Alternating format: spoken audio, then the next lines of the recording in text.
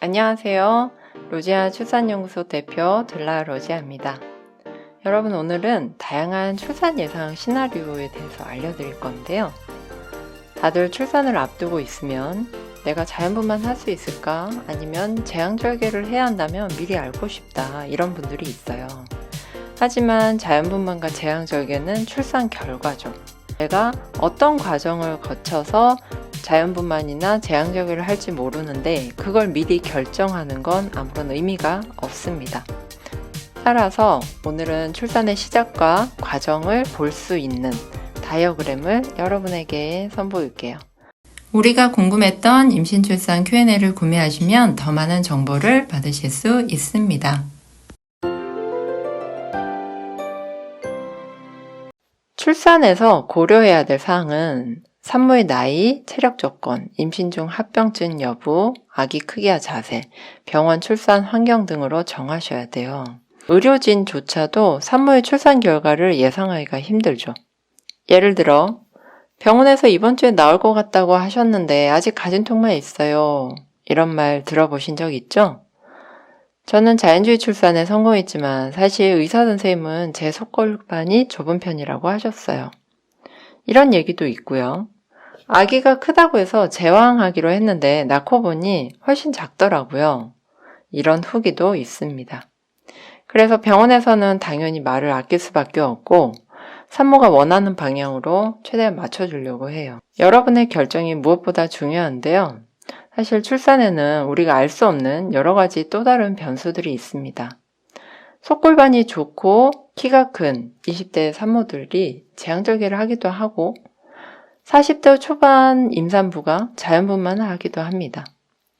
몸이 유연하지 못해서 걱정이에요 하던 임산부는 너무 잘 낳고 임신기간 내내 요가를 했다는 임산부는 오히려 난산이 되기도 하는데요. 이게 무엇을 의미할까요? 즉, 출산은 시작돼봐야 안다는 겁니다. 따라서 모든 출산은 똑같은 조건에서 시작을 하는데요. 임신 막달이 되면 진통이 언제 올까봐 떨린다는 분들이 많지만 자연분만이나 자연주의 출산을 하고 싶은 분들이라면 진통은 정말 축복이에요. 왜냐하면 진통이 없으면 출산을 하기 힘드니까요. 진통이 있기 때문에 자궁 경부도 열리고 아기도 내려옵니다. 어쨌든 자연진통이 임신 막달에 잘 오느냐 그렇지 않느냐에 따라 사실 출산 결과가 많이 달라지죠. 자, 따라서 모든 산모들은 세 가지의 경우가 발생합니다.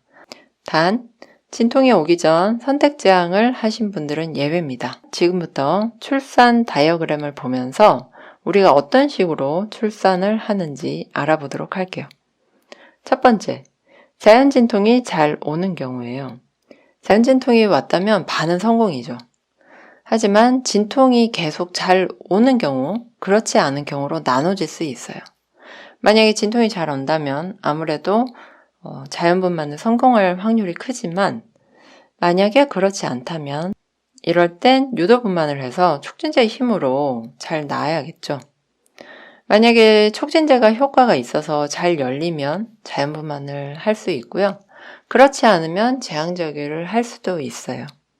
하지만 자연진통이 어느 정도 왔다. 그 다음에 촉진제를 썼다면 웬만하면 성공을 합니다.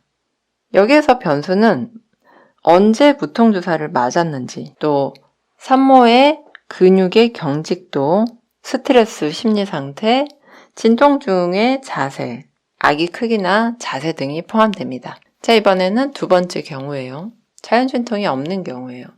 이 자연진통이 없다라고 하는 거는 임신 40주가 넘었든 그 전이든 유도분만을 하게 되는 경우인데요. 촉진제의 효과가 얼마나 잘 받느냐에 따라 또 자연분만과 제왕절개로 나눠질 수 있죠. 그런데 촉진제가 정말 효과가 있었다 하면 아무래도 자연분만을 잘 할 수 있는데 이때 또 변수가 있죠. 마찬가지로 아기가 잘 안 내려오거나 만약에 아기가 태변을 받거나 또는 아기 자세가 안 좋았다면 촉진제 효과가 있어도 자연분만을 못할 수도 있어요. 하지만 이럴 때 촉진제 효과가 없는 경우라면 거의 응급제왕으로 가죠. 그래서 자연진통이 없는 상태에서의 유도분만은 제왕하는 경우가 많기는 해요.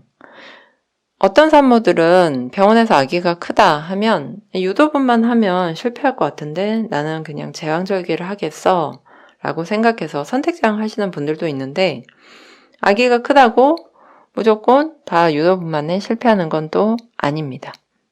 자, 마지막 세 번째, 조기 양수파수예요. 양수파수는 많이 들어보셨죠? 근데 조기 양수파수는 뭐가 다른가요?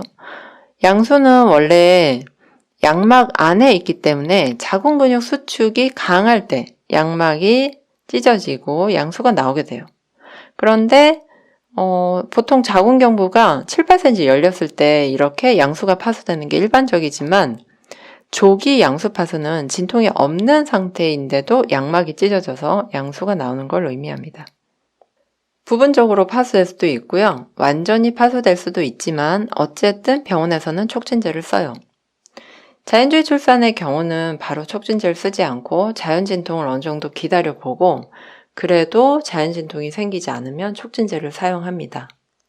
위의 세 가지 경우 중에 자연분만을 시도하다가 제왕절개를 하는 경우는 어떤 경우일까요?